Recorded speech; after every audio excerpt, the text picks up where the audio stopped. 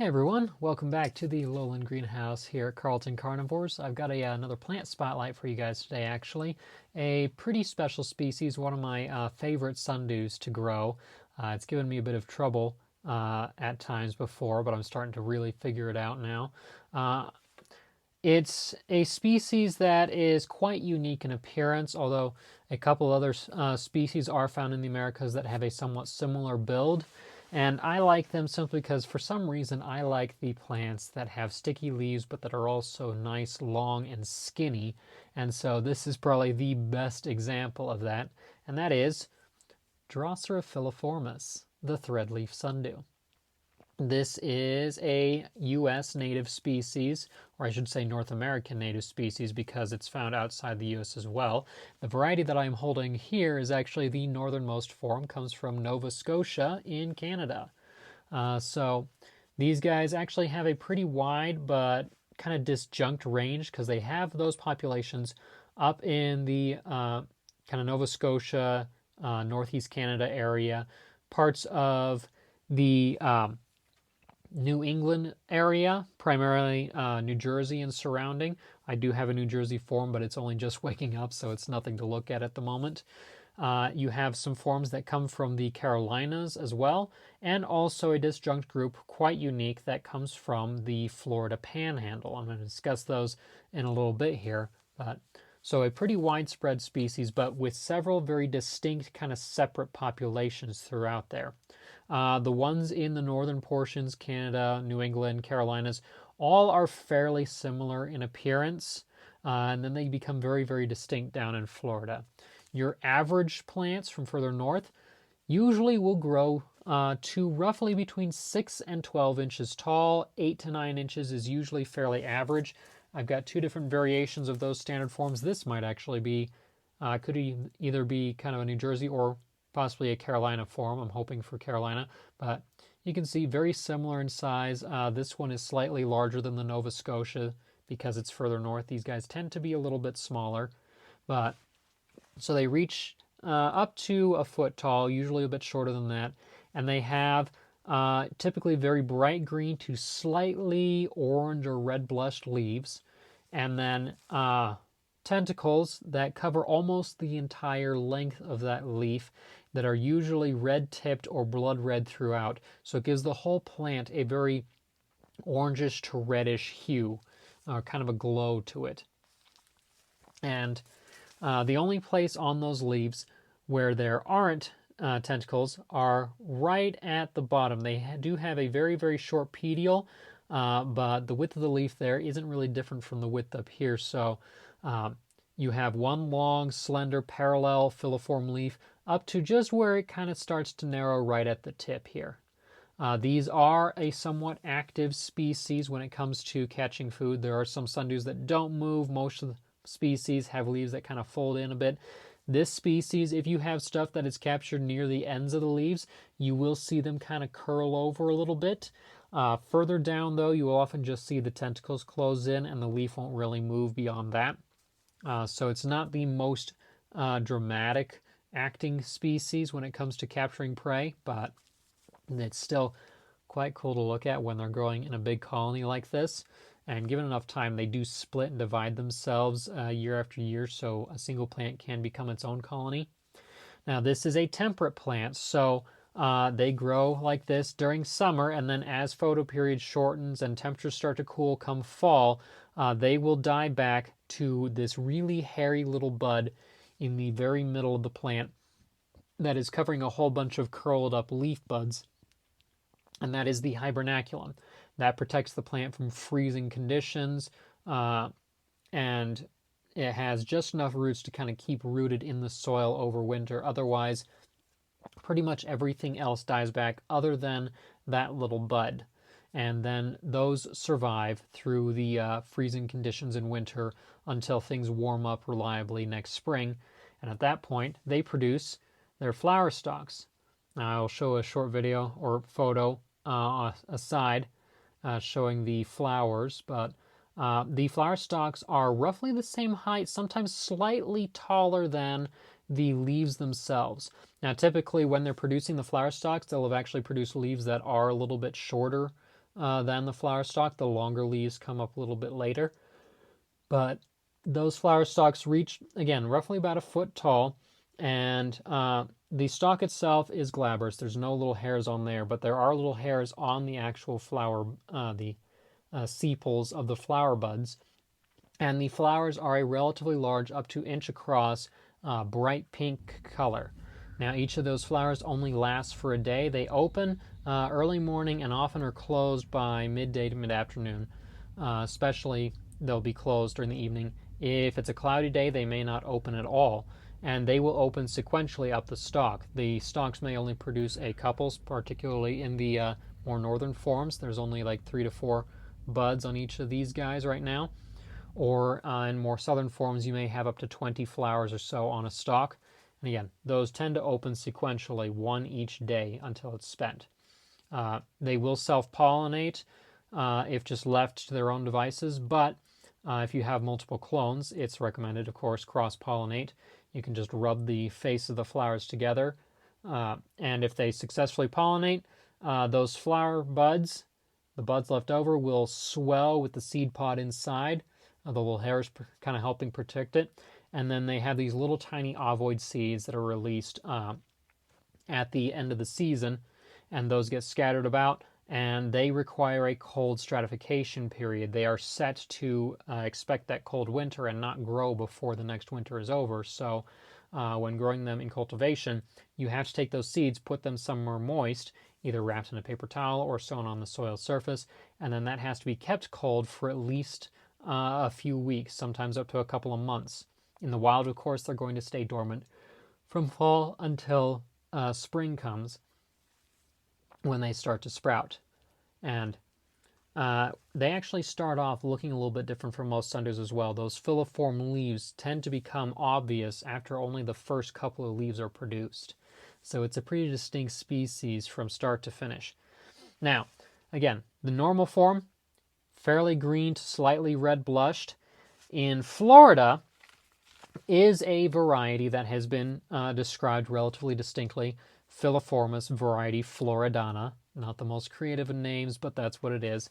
And those guys are famous for getting a lot redder. Now, these guys are only just starting to get red, but if you compare to the Nova Scotia, you can already see the difference there. This is much redder, and in full sun, and given enough time in the season here, because they do start off green early in the spring, but in full sun, they will develop an almost solid blood red coloration. Now, these guys, there's not a whole lot of difference right now to them, but they do tend to be slightly shorter in size than the more northern forms, especially like the Carolina forms, which tend to be the largest of the filiformis. These guys tend to only reach 6 to 8 inches tall or so, and they grow on the white sand flats around a handful of lakes in the Florida Panhandle. In that area, the conditions are not always as harsh in winter as they are further north, so this variety is kind of famous for sometimes not actually going dormant in winter. Now, in my conditions, they usually do, and if I don't allow them to go through that dormancy period once that hibernaculum forms, they don't do well. So I always recommend, if you see them start to die back, put them somewhere cold for a month. They don't need as long a period either, like other plants. They require a couple of months in cold conditions at least to fulfill their obligate dormancy requirements. The Floridana forms, a month, 4 weeks is about all they actually need generally.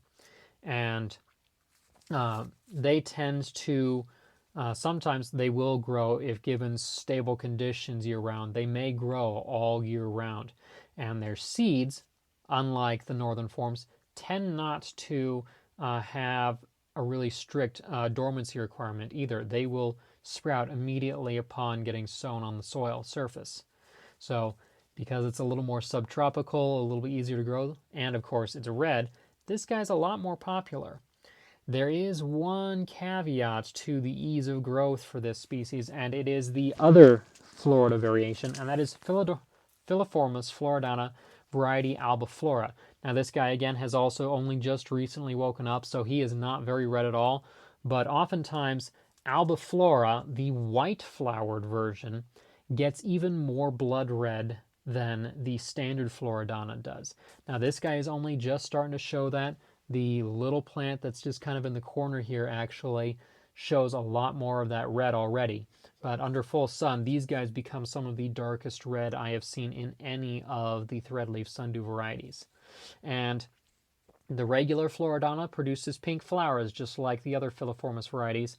This guy produces white flowers. They do have a slightly pinkish tint when in bud, so they're not perfectly pure white, but when they open, they are effectively white.